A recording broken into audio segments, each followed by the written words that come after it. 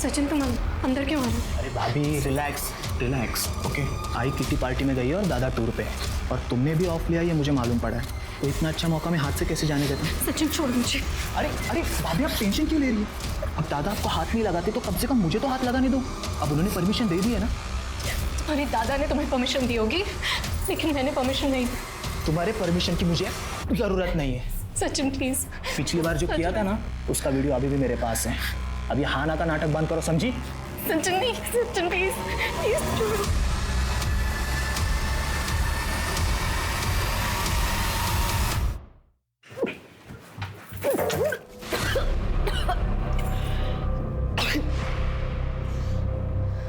मुक्ति,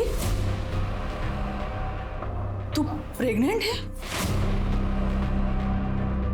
हाय, और ये बच्चा सचिन का है। आई जब आप लोग घर पे नहीं होते थे तो सचिन पीछे से मेरे कमरे में आता था, मेरे साथ जबरदस्ती करता था। मैंने बहुत रोकने की कोशिश की और आई मुझे समझ ही नहीं आया मैं आपको कैसे बताऊं। वो सतीश के छोटे भाई है। पता है मुझे। पता है? आपको पता है और आपने कुछ नहीं किया? नहीं मुक्ति, मेरी बात सुनो। देखो तुम टेंशन मत लेना बिल्कुल ना, मैं ठीक करती हूँ। मेरे पहचान के डॉक्टर है ना, कल सुबह हम लोग चलते हैं हॉस्पिटल में और तेरा एबॉर्शन कर देंगे। कोई टेंशन वाली बात नहीं है। आप मेरा अबॉर्शन कराएंगी? आप रोज मुझे दहेज के लिए टॉर्चर करती रही। मैं आपके बेटे और आपके घर की इज्जत बचाने के लिए ये कीमत चुका रही हूँ और आप कह रही हैं आप मेरा अबॉर्शन कराएंगी? नहीं, अब मैं पुलिस के पास जाऊंगी और आप तीनों को जेल भिजवाऊंगी। देखना आप। मुक्ति मेरी बात, मुक्ति मेरी बात नहीं है, कुछ नहीं होगा। छोड़िए मुझे, बात को सुनो मुक्ति।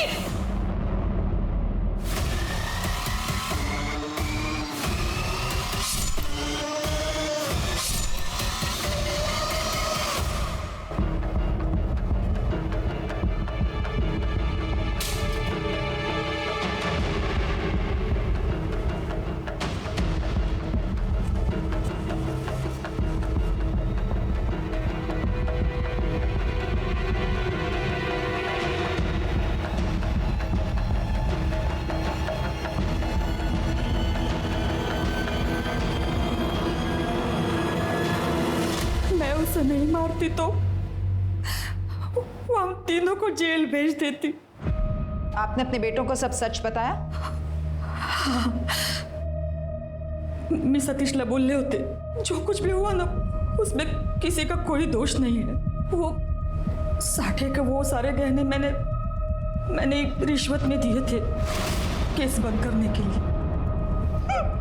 शिर्के, उस सचिन को भी अरेस्ट करो इंदौर से, उस पर रेप के चार्जेस लगाओ, और सतीश पर सॉलिसिटेशन और बीवी को सेक्सुअली एक्सप्लॉइट करने के चार्जेस, और इन पर मर्डर के। अब तीनों जेल में घर घर खेलना।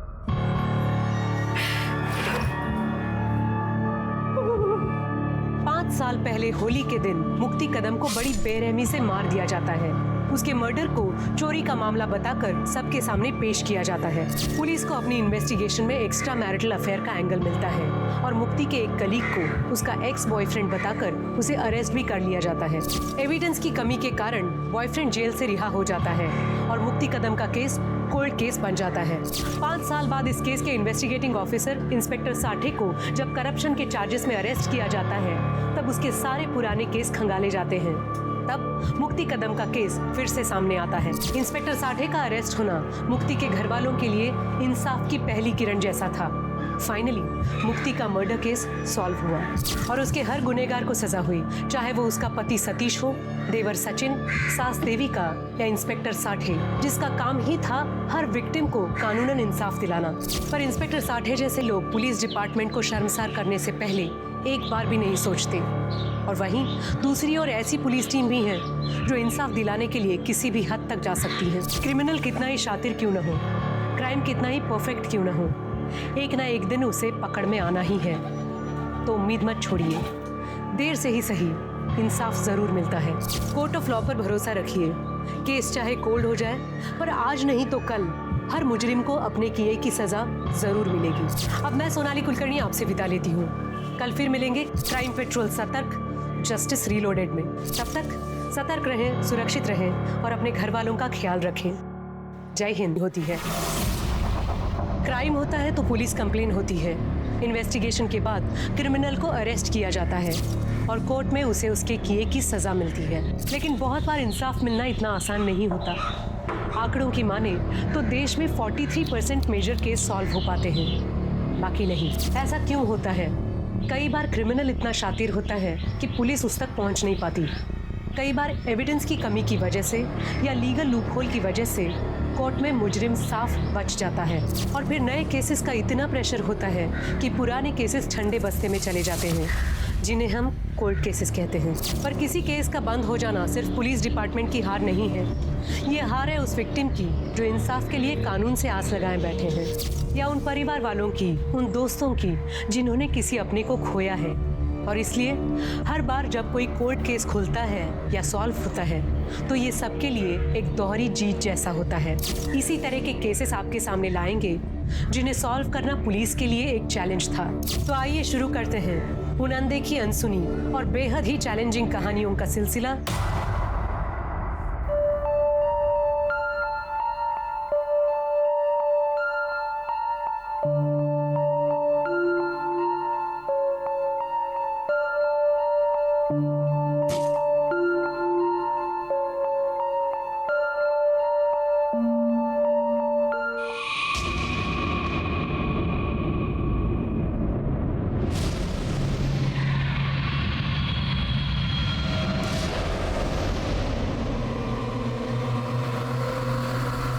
तो बस ऑफिस से घर और घर से ऑफिस जाती थी। आप सर वो अंदर की जो खिड़की वो हमेशा बंद रहती थी। पता नहीं मुक्ति से आज वो खुली कैसे छूट गई। आई ऑफिस से डिटेल्स काढा, वहां पर भी जाके पूछताछ करो। हाँ सर।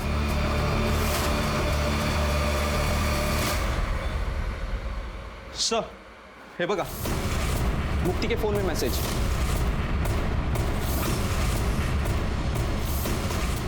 ये तो एक्स्ट्रा मैरिटल अफेयर का मामला लग रहा है। अरे एक काम कर, या वेद की इन्फॉर्मेशन काढ, हाँ, और फिर उठा उसको। ठीक है जी सर। वेद मुक्ति का जूनियर है और 2 दिन पहले मैंने ऑफिस के बाहर उन दोनों को झगड़ते हुए भी देखा था। तब से वो ऑफिस नहीं आया है। अब कब मिलेगा ये वेद? वेद शर्मा। सर, आप लोग यहाँ क्या कर रहे हैं? हम तुम्हें मुक्ति कदम के मर्डर के जुर्म में अरेस्ट करने आए। सर, मैंने कुछ नहीं किया है। अरे मैं कह रहा, अरे मेरे पास कुछ भी नहीं है। सर देखो, सर मेरी बात तो सुनिए।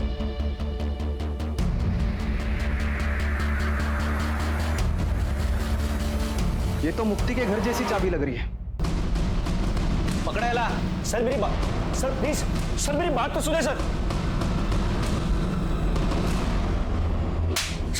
पहले एक्स्ट्रा मैरिटल अफेयर करता है और फिर मर्डर करता है। अरे सर, अरे कौन मर्डर से सर मैंने कुछ बोल काय बोलायचंय ते। सर सर देखो सर, सर सुनिए ना सर, मैंने कुछ भी नहीं किया सर। प्लीज मेरी बात सुनिए सर। ये सब मुझको नहीं बोलने का, कोर्ट में बोलने का। सर मेरी लाइफ, मेरा करियर सब बर्बाद हो जाएगा। Sir please help me. Sir देखिए ना, अगर कुछ ले देखिए, अगर मामला सेट हो रहा है तो। हेलो, हाँ साठे बोलतोय। हाँ, मुक्ती कदमचा केस मीच हँडल करतोय, बोला।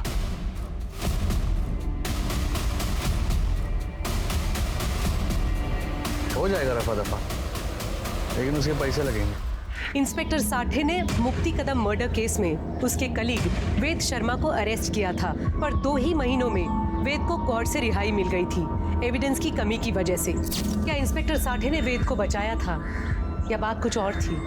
कौन था मुक्ति का कातिल और कैसे मिला मुक्ति के घर वालों को इंसाफ?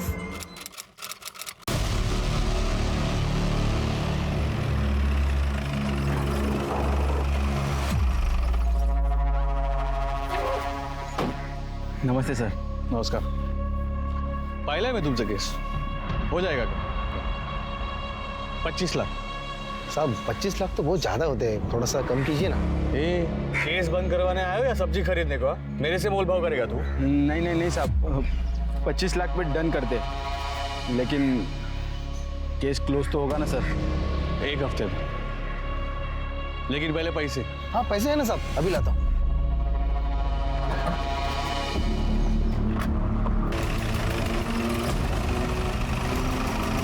आगे से हाथ लगा भी नहीं पाओगे। Anti corruption department. चला तुझा खेळ संपला मित्रा। सर एक मिनिट दादा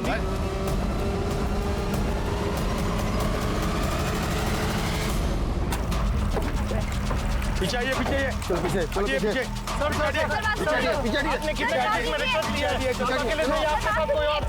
सर आपके वजह से कितने मासूम लोगों को जेल जाना पड़ा। सर जवाब दीजिए सर, से बिना बताए जा नहीं सकते सर। सर आप बोलिए सर, जवाब। पुणे के सीनियर कॉप मुकुल साठे को एंटी करप्शन ब्यूरो ने रिश्वत लेने के चार्जेस में अरेस्ट किया है। अब देखना ये है कि इस करप्शन की वजह से मुकुल साठे ने अपने कितने केसेस की बलि चढ़ाई थी।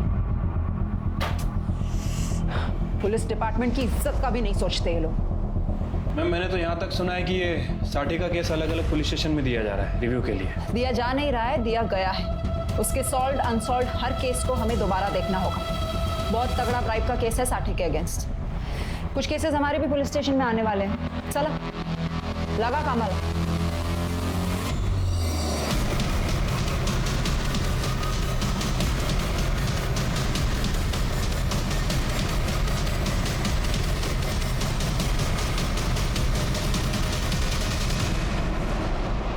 मैम मैंने साठे के सारे कोल्ड केसेस स्टडी किए हैं मैम। ज़्यादातर केस में कार्रवाई हुई थी, बट अभी या तो विक्टिम गायब है या फिर सस्पेक्ट गायब है। एक केस है जो थोड़ा गड़बड़ लग रहा है, ये देखिए। क्या केस था? मैम लूट और मर्डर का मामला है। विक्टिम मुक्ति कदम की शादी सतीश कदम से हुई थी सितंबर 2009।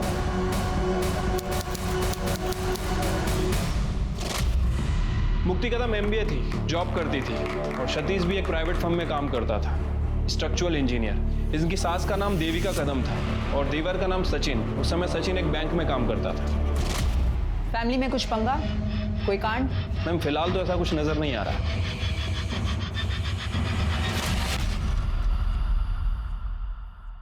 अरे वाह, झाले का कांदे पोहे? मैं मेथी साफ करके देती हूँ फट से। आई फ्रिज बंद करो। नहीं नहीं नहीं, क्या मैम आप किचन से बाहर जाओ। अरे आपके कल पैर में दर्द था ना? अरे वो तो कल था ना, अभी मैं बिल्कुल ठीक हूँ। तो आई आज काम करके फिर से पाँव में दर्द कराना है क्या? कुछ नहीं होता, अकेले कितना काम करोगी? नहीं नहीं वो आई दे दो, मैं करती हूँ, कुछ नहीं होता, दे दो। अरे मुक्ति मुझे उठाया क्यों नहीं? मैं हेल्प कर देता। अरे तुम रात को देर तक काम कर रहे थे ना, और सारा काम हो ही गया है, बस मशीन में कपड़े लगाना बाकी है। अरे मशीन लगा दी है मैंने। शकु मौसी, वो आप कपड़े सुखा देना। आइला बरन आई, वो आराम कर रही है। हो करते नहीं। सच्चू नाश्ता रेडी है। हेलो वहीनी। बैठो ना। गुड मॉर्निंग दादा। Good morning. आजा बैठ। क्या बात है। अरे वाह मुक्ति लौकर 1 घंटे में मीटिंग है मेरी। हाँ दादा आराम से टेस्ट लेके खाना। वहीनी कटलेट बहुत अच्छा बना है। लंच में भी मैं यही लेके जाऊंगा। हाँ लेकर जाना, लेकिन 2 छोड़ देना सकू मौसी के लिए। हो बाबा, अब मुक्ति ने खाना बनाया तो टेस्टी ही होगा। इसके हाथ में बहुत स्वाद है, मैं भी लेकर जाऊंगी। चलो आई काही काम असेल तर तू करू नको, सकू मावशीला सांग। हाँ? चल काळजी घे, बाय। चल बाय दादा। बाय आई। Bye bye. मैम फाइल में अड़ोसी पड़ोसी और मेट्स के स्टेटमेंट्स हैं। मैम सबका यही कहना है कि मुक्ति काफ़ी अच्छी लड़की थी, सबका ख्याल रखती थी। 6 मार्च के दिन होली का दिन था और उस दिन मुक्ति घर में अकेली थी, और सास, पति और देवर ये होली खेलने घर से बाहर गए हुए थे। मुक्ति नहीं गई? अरे वहीनी क्या आप अभी तक तैयार नहीं हुई? अरे अभी होली खेलने जाना है ना। नहीं सच्चू, बचपन में होली खेलते टाइम मेरा बहुत बुरा एक्सीडेंट हुआ था। कैसे मेरी आंख बची मुझे ही पता है। मुझे होली खेलने से बहुत डर लगता है। तुम लोग जाओ ना। वहीनी प्लीज चलिए ना, बहुत मजा आएगा। और देवर और भाभी तो होली खेलते हैं ना, और हमारी पहली होली है। दादा प्लीज समझाइए ना, प्लीज प्लीज प्लीज। क्यों परेशान कर रहा है? मन नहीं है तो? दादा आप भी वहीनी का साथ दे रहे हो आप। अरे अच्छा, इसको थोड़ा सा कलर लगा दो। थोड़ा सा। हाँ ये लीजिए। Thank you. खुश? मैं भी थोड़ा सा लगाऊं? हाँ। अच्छा भाभी नमस्कार कर दो। सुखी रहा। दादा मैं बाइक निकालता हूँ, आ जाना। बाय। तो हैप्पी होली। हैप्पी होली। आता हूँ। लंच तक आ जाना, मैं पूरन पोली बना रही हूँ। तुमको तो जाते ही नहीं हो। ओके। मुक्ति, मुक्ति, तुम मेरे साथ किटी में चलो, वहाँ पे ऐसे रफ होली नहीं खेलते, बड़ा मजा आएगा, चलो ना। नहीं आई, होली वाले दिन तो मुझे बाहर निकलने से ही डर लगता है। अरे हाँ जाओ ना, एंजॉय करना। ठीक है, ध्यान रखना, ठीक है, बाय बाय। चलो मैं भी आता हूँ। बाय।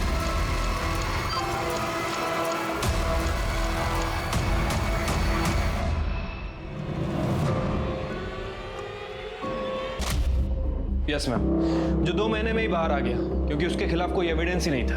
मैम मुझे लगता है कि इसके बॉयफ्रेंड ने साटे को पैसे खिलाए होंगे। अच्छा खासा स्ट्रॉन्ग केस था, एक्स्ट्रा मैरिटल अफेयर, उसके घर से लड़की की फोटो मिलना, डुप्लीकेट चाबी, फिर कैसे?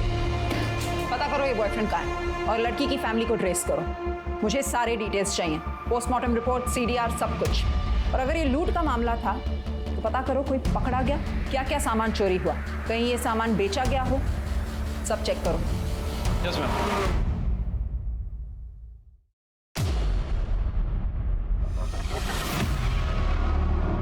मैडम मुक्ति कदम के पेरेंट्स आए हैं।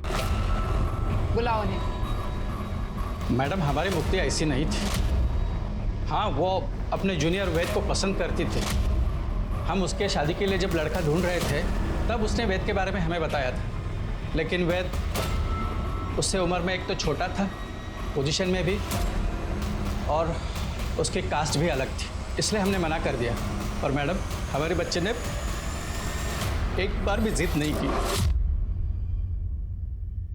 हो सकता है शादी के बाद मुक्ति उसे भूल ना पाई हो। अरे नहीं मैडम, ऐसा होता तो वो सतीश को छोड़ देती थी ना। सतीश तो खुद उसे डिवोर्स देना चाहता था। हो मैडम, तला घटस्फोट हवा होता, क्योंकि उसके घर वाले पेरेंट्स उसे दहेज के लिए बहुत परेशान करते थे, और सतीश को भी बहुत बुरा लगता था जब उसकी आई मुक्ति को परेशान करती थी। बाबा बाबा बाबा, आप ही समझाइए ना मुक्ति को। बेटा तुम समझने की कोशिश करो। अरे आप लोग समझने की कोशिश करो। आज आई ने इस पर हाथ उठाया। मुक्ति, मुक्ति बताओ इन सबको, क्या होता है तुम्हारे साथ, क्या करती है तुम्हारे साथ? प्लीज सतीश, तुम्हें तो हर बात का सिर्फ एक ही सोल्यूशन समझ आता है। मुक्ति, इस बात का बस यही एक सॉल्यूशन है। मुक्ति, मैं अपनी आई को नहीं समझा सकता, लेकिन तुम तो समझदार हो। मुझसे डिवोर्स लो और अपनी जिंदगी खुलकर जियो। क्यों झेल रही हो ये सब? क्योंकि सतीश, शादी एक बहुत पवित्र बंधन होता है, कोई बच्चों का खेल नहीं है कि कल की और आज तोड़ दी। मैडम सतीश ने कई बार मुक्ति से अलग होने के लिए कहा था, पर ये शादी उसके लिए तो पवित्र बंधन था। ऐसे में वो वेद के साथ अफेयर कैसे कर सकती थी? ये सतीश की फैमिली अभी कहाँ है? हमें उनका कुछ पता नहीं चला है अभी तक। मैडम सतीश टच में था जब तक केस चल रहा था, और वो जाने से पहले हमें मिलने भी आया था। उसकी माँ बोली कि हमारे यहाँ पे बहुत बेइज्जती हो गई है, तो केस खत्म होने के बाद वो यहाँ पे घर बार बेचकर चले गए यहाँ से। थोड़े दिनों बाद वेद भी बाहर आ गया। हमने यहाँ पे पुलिस स्टेशन के चक्कर बहुत काटे मैडम। साठे साहब ने हमें कुछ ठीक से बताया नहीं, वो पक्का हमसे कुछ छुपा रहे थे।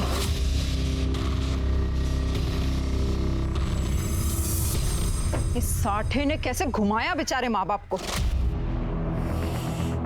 छिरके वो साठे गुंड्स थे जो घर के चाकू से मैच कर रहे थे। कोई फिंगरप्रिंट्स नहीं मिली घर वालों के अलावा। चाकू पर फिंगरप्रिंट्स पोंछ दिए गए थे और मुक्ति की बॉडी पर कोई असॉल्ट का निशान भी नहीं था। मुक्ति प्रेग्नेंट थी, 2.5-3 महीने की प्रेग्नेंट थी। तो डीएनए रिपोर्ट भी नहीं है इसमें। वो साठे ने ऑर्डर ही नहीं दिए होंगे डीएनए टेस्टिंग के। काय हलकट मानुस होता तो साठे मुक्ति का केस ये बोल के बंद कर दिया कि एक्स्ट्रा मैरिटल अफेयर था, बच्चे का डीएनए भी नहीं किया।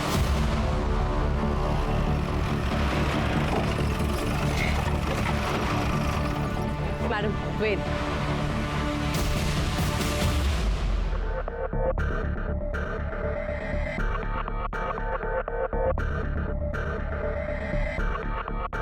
Yes ma'am.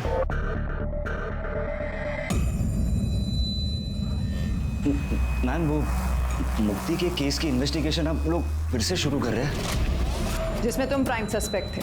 हाँ जानता हूँ, पर आपने जो जो उस फाइल में पढ़ा वैसा कुछ भी हुआ ही नहीं था ना। मेरे पास मुक्ति के इतने सारे पिक्स थे। हाँ सिर्फ 1-2 पिक थे जब हम ऑफिस ट्रिप के लिए गए थे, और वो भी मुक्ति की शादी के पहले। और ना ही मेरे पास मुक्ति के घर की कोई डुप्लीकेट चाबी थी। लेकिन हाँ मैम, वो पीआई साठे के बारे में मैंने पता किया था। उसे केस क्लोज करने का ऑब्सेशन था, क्योंकि मुक्ति को उन 2 लुटेरों ने ही मारा था जिसे वो नहीं पकड़ पाया था, और बलि का बकरा मुझे बना दिया था। वो सब तो ठीक है, लेकिन मर्डर वाले दिन तुमने मुक्ति को 2-3 बार मैसेज किया था, और आखिरी मैसेज कुछ 10:17 को किया था। मुक्ति का मर्डर 12 से 2 के बीच में हुआ था। तुम्हारे पास काफी टाइम था ये सब करने का। तुम टिपिकल वो आशिक टाइप के थे ना। मैम, मैं मुक्ति से प्यार करता था और आज भी करता हूँ, लेकिन जब मुझे पता चला कि उसकी शादी तय हो गई है और वो खुश भी थी तो मैंने बैकआउट किया था। वो मेरी सीनियर थी, वो चाहती तो मुझे जॉब से निकाल सकती थी, पुलिस के पास जा सकती थी, पर उसने ऐसा कुछ भी नहीं किया। वो एक रैशनल लड़की थी और मैंने उसे परेशान नहीं किया। लेकिन जब शादी के 15-20 दिन के बाद मैंने उसे दुखी देखा तो मैं थोड़ा शॉक्ड हो गया था। मैंने उसे अकेले में बैठ के रोते हुए देखा था। पूछने की भी कोशिश की पर उसने कुछ नहीं बताया। और एक बार जब न्यू ईयर के बाद वो ऑफिस आई तो उसे चोट लगी थी, तो मैंने उसे कन्फ्रंट किया था। मुक्ति, देखो मुक्ति, तुमने कहा दूर रहो, मैं दूर रहा। तुम खुश हो तो मैंने भी अपने आप को मना लिया, पर मैं तुम्हें रोते हुए नहीं देख सकता। बताओ ना, हुआ क्या है? देखो, अगर तुम नहीं बताओगी ना तो मैं तुम्हारे पति से बात करूंगा। मेरी सास, वो मुझे बहुत टॉर्चर करती है दहेज को लेके।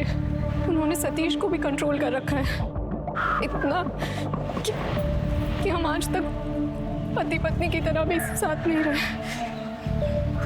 सतीश ने मारा तुम्हें? नहीं, मेरी सास ने गुस्से में। पर सतीश भी कुछ नहीं बोलते, वो सिर्फ डिवोर्स ले लो यही कहते रहते हैं। तो ले लो ना डिवोर्स। मुक्ति, मैं तुम्हें बहुत खुश रखूंगा, और अब तो हमारे पेरेंट्स भी कुछ नहीं कहेंगे।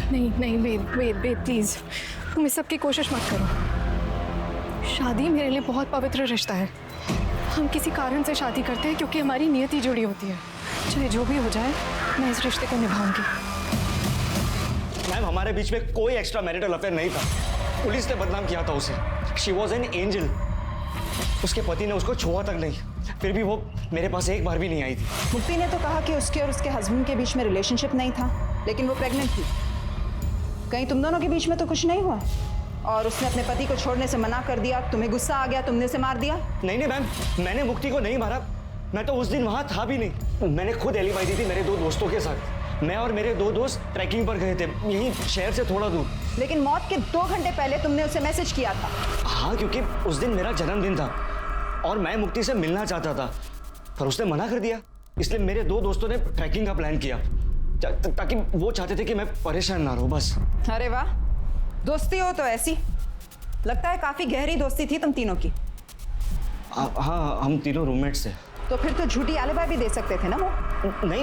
नहीं मैम, क्योंकि लोकेशन के हिसाब से उस वक्त तुम्हारा फोन तुम्हारे घर पर था। हाँ, क्योंकि मेरे 2 दोस्तों ने मुझे कहा था कि फोन घर पर रख दे ताकि मैं मुक्ति को फोन ना करूं। मैम, मैंने मुक्ति को नहीं मारा, मैं कोर्ट में भी प्रूव कर चुका हूँ। अब केस रीओपन हुआ है तो फिर से प्रूव करना पड़ेगा। अपने दोस्तों को ढूंढो, इस बार हम पूछताछ करेंगे अपने तरीके से। मैम, बट मेरे दोनों दोस्त तो यूएस शिफ्ट हो गए और अभी तो हम टच में भी नहीं है, ना कोई कांटेक्ट नंबर है। वाह, कितना कन्वीनियंट है ना सब कुछ। जेल से बाहर रहना है ना तो अपने दोस्तों को ढूंढो। इस बार रिश्वत देकर बचोगे नहीं तुम। चलो निकलो, लेकिन शहर छोड़कर मत जाना।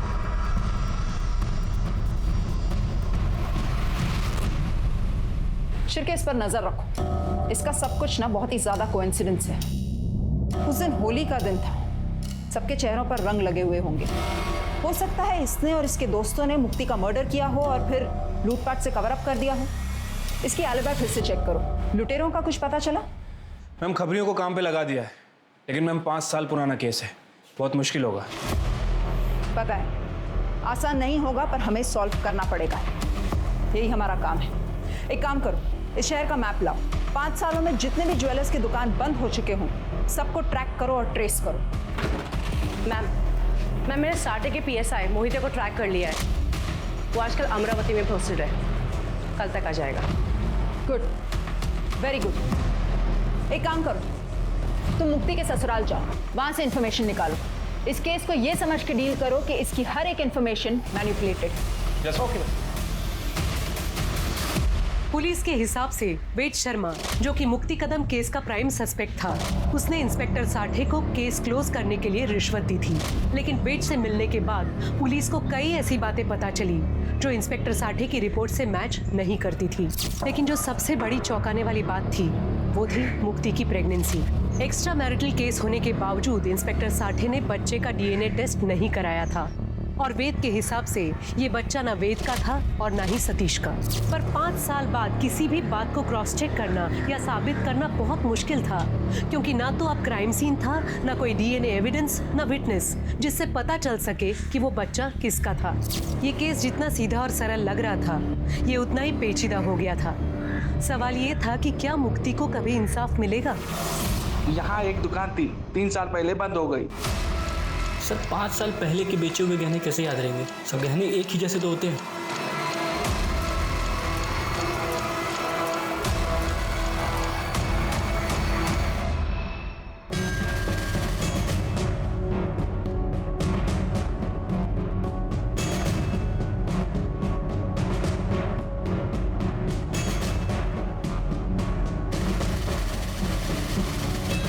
गहने याद रहे या ना रहे, मेडल्स और ट्रॉफीज कोई जल्दी नहीं बेचता, वो याद रह जाते हैं। सतीश को ये सब कॉलेज में मिले थे ना?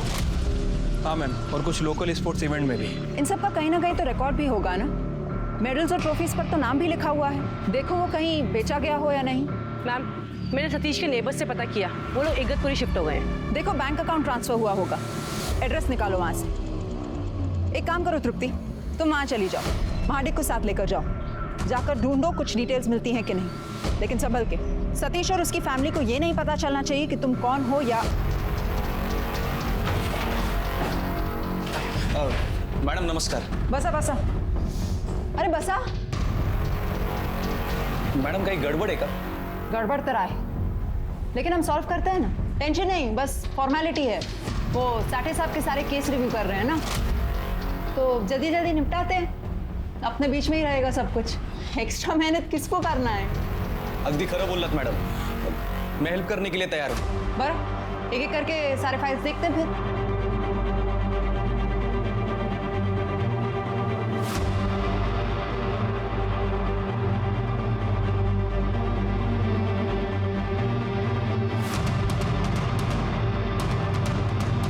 मुक्ति कदम,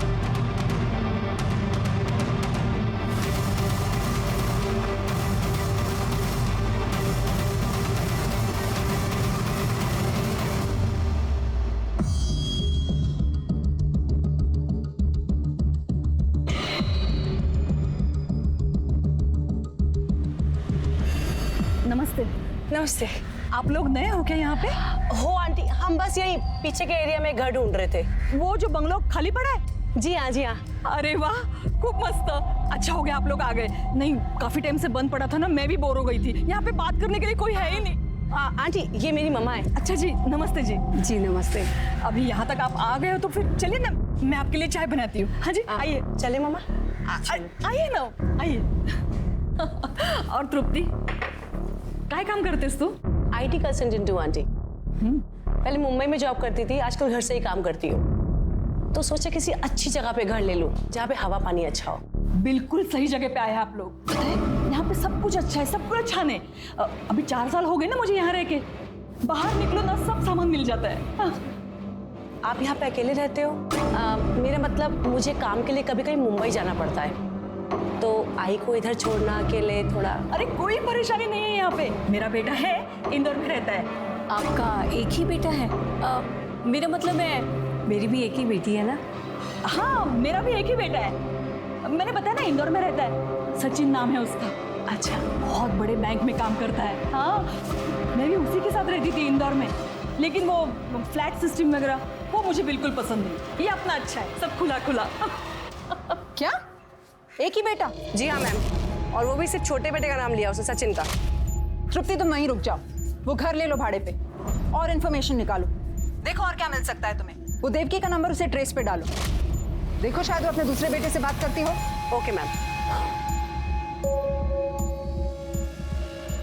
तुमने हमें फोन किया था ना इन मेडल्स के बारे में? जी सर, ये मेडल मैंने खरीदे थे। मैं ज्वेलर हूँ, पुराना सोना खरीदता हूँ। मेरे पापा की ज्वेलर की दुकान थी, तब मैं कॉलेज में था। हमारे गली के 2 नशेड़ी लोग थे, उन्होंने बेचा था, सोम और राजू। वो दोनों हमारे कॉलेज के बाहर माल बेचते थे। मेरा नाम सतीश है, तो उन्होंने मुझे ये बेचा था। ए सतीश, रुक ना, ये देख तेरा मेडल और तेरा ट्रॉफी। अरे इसका काय का मेडल और ट्रॉफी? ये लगता है क्या इसको कभी मेडल ट्रॉफी मिला होगा? बता कितने में देगा? बता तू बता। तो ये बात तुमने पुलिस को क्यों नहीं बताई? सर, खुद से कौन पुलिस के चक्कर में पड़ता है सर। अरे तुम्हारे एरिया में मर्डर हुआ, चोरी हुई, पुलिस ने तुमसे पूछताछ भी नहीं की? लूट का माल खरीदते हो? सर, पहले पता होता कि ये मर्डर का केस है तो मैं आपको बता देता, जैसे अभी बताया। वो राजू और सोम कहाँ मिलेंगे दोनों? सर, राजू तो नशे के ओवरडोज में मर गया और सोम आगे वाले बिल्डिंग में वॉचमैन है। राजू के मरने के बाद सोम ने नशा छोड़ दिया था सर। तभी क्राइम किया था और बच गए थे। उसका कहीं ना कहीं भुगतान तो करना पड़ेगा ना। चल सोम, सच सच बता। हाँ मैडम, हमने ही चोरी किया था। लेकिन मैडम, हमने मर्डर नहीं किया। मैडम, हम सच बता रहे हैं। मैडम, हमने तो वहाँ से सिर्फ ट्रॉफी और मेडल ही चुराए थे।